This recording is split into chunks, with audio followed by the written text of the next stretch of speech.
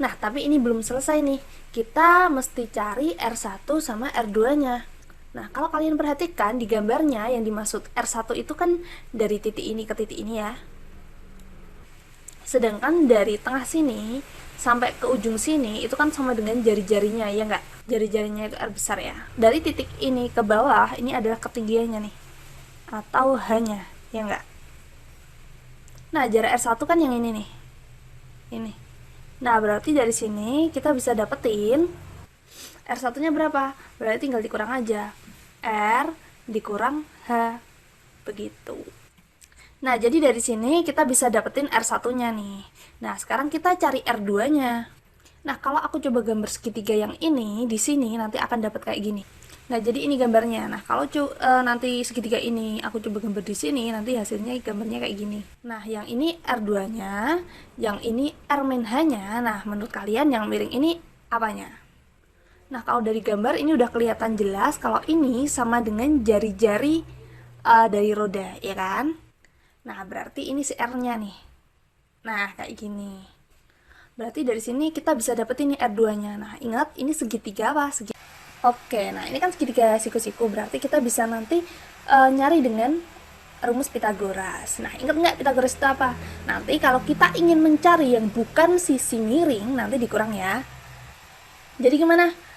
R2 sama dengan akar dari sisi miringnya, yaitu R kuadrat dikurangi R min H kuadrat. Nah, sampai sini kalian harus ngurai nih yang dikuadratin ini. Nah, kalian masih ingat aljabar dari matematika? Nah, masih ingat nggak? Ingatnya gini sifatnya.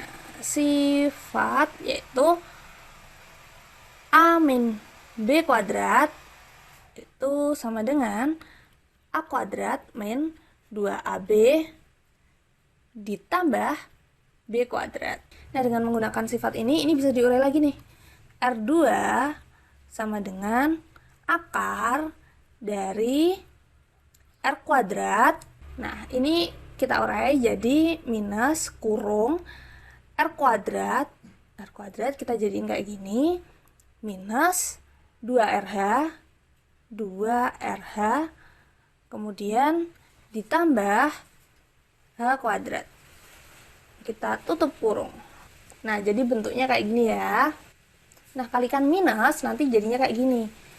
R2 sama dengan akar dari R kuadrat minus kali R kuadrat, jadi R kuadrat minus R kuadrat dikalikan minus kali minus jadi positif, ditambah 2RH, kemudian minus kalikan plus jadi minus H kuadrat. Jadi kayak gini.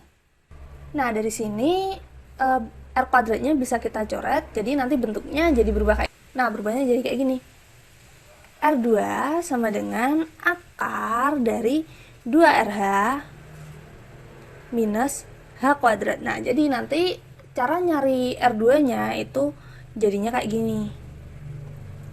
Gitu. Nah, jadi ini kesimpulannya cara nyari R2-nya gini.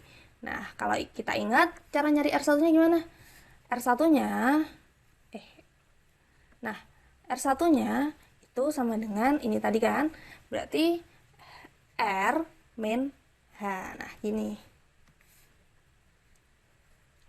Nah, berarti kita udah bisa nih nyari R1 sama R2-nya pakai rumus ini. Nah, karena kita udah bisa nyari besar R2, R1 dan besar F-nya, ya udah kita substitusi aja biar bentuknya jadi ideal. Nah, jadi nanti kesimpulannya bentuknya kayak gini. Nah, jadi sekarang kalau kita mencari besarnya gaya minimal yang dibutuhkan, yaitu kita tulis di sini F sama dengan W dikalikan R2-nya tadi kita ganti ini akar dari 2RH minus H kuadrat dibagi dengan R1-nya yaitu R min H. Nah, jadi ini besarnya. Nah, berarti kita bisa dapat besarnya gaya minimum itu kalau kita hubungkan dengan beratnya jari-jari roda dan tinggi tangganya, bisa kita hubungkan dengan rumus ini. Nah, oke, aku harap nggak ada kebingungan sampai sini ya. Nah, itu yang pertama. Nah, dari soal ini karena kita tahu juga ada yang namanya gaya normal, nah kita bisa cari nih gaya normalnya. Nah, gimana cara mencarinya? Nah, karena kita udah tahu F-nya, berarti kita bisa cari gaya normalnya, yaitu dengan menggunakan hukum Newton yang pertama, yaitu sigma F sama dengan 0. Nah, dari sini berarti kita bisa cari kayak gini nih. Nah, sekarang kita akan mencari besarnya gaya normal nih. Nah, caranya gimana? Caranya kita proyeksiin dulu nih. Nah, N-nya ini kan membentuk sudut tertentu dari bidang vertikal sama horizontalnya ya. Nah, berarti kita hubungin dulu nih. Ini kan kita tadi udah dapat sudut di sini, berarti besarnya sama dengan sudut theta yang ada di sini nih. Nah, kalau kalian ingat matematika, berseberangan dalam ini. Yang sini sama dengan sudut yang sini. Nah, biar jelas, kita gambar garis bantu dulu. Kita proyeksikan di sini, berarti hasilnya jadi kayak gini ya. Nah, jadi yang N ini bisa kita proyeksiin ke garis yang tegak lurus bidang, jadi nanti hasilnya kayak. Nah, ini kalau kita tarik ke sini bakal kita dapat garis kayak gini. Kemudian kalau kita tarik ke bawah, ini bakal kita dapat garis yang sejajar dengan bidang. Nah, sudut yang di sini ini sama dengan theta, yang ini, ya kan? Nah, kalau kalian ingat materi trigonometri ini yang ke kanan ini berarti sin alpha cos. Ya, cos ya, n cos theta. Nah, berarti nanti yang ke atas jadinya n sin theta. Nah, untuk mendapatkan besar gaya normalnya, karena di sini berlaku sigma f sama dengan 0, nah berarti nanti kalian bebas. Boleh menggunakan komponen x-nya sama dengan 0, sigma fx sama dengan 0, atau boleh juga menggunakan komponen yang y, sigma fy sama dengan 0. Nah, aku akan coba buktiin pakai komponen y-nya dulu deh. Nah, jadi kalau kita pakai komponen y-nya, ingat kan, yang ke atas itu kan komponen y, yang ke samping itu kan komponen x, berarti yang kita ambil yang ini nih, n sin theta sama w-nya, ya kan, yang ke atas sama yang ke bawah. Oke, berarti dari sini kita bisa dapat kesimpulan, dengan menggunakan sigma fy sama dengan 0, maka didapat yang ke atas kurang yang ke bawah, yaitu n sin theta dikurangin w sama dengan 0. Jadi kesimpulannya besarnya gaya normal yaitu n sama dengan ini pindahkan ke kanan, kemudian dibagi sin theta, w per sin theta. Nah, inilah besar gaya normalnya. Nah, berarti dari sini kalian bisa urai lagi bentuk sinnya. Dari sini kan kita bisa dapetin bentuk segitiga yang mempunyai sudut theta. Berarti kita bisa ambil sisi-sisinya aja. Ingat, ini yang bawah, ini sama dengan R2 yang ada di situ, ya kan? Berarti tinggi yang di sini itu sama dengan R min H, yang ini.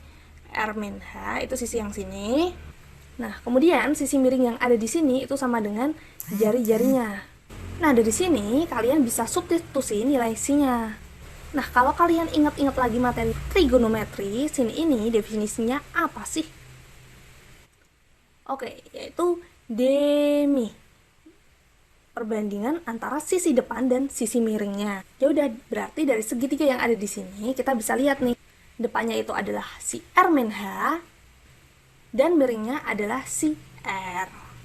Berarti dari sini kita bisa otak-atik lagi nih bentuk N-nya, yaitu N sama dengan W dibagi demi. Nah, kalau kita balik berarti jadinya gimana?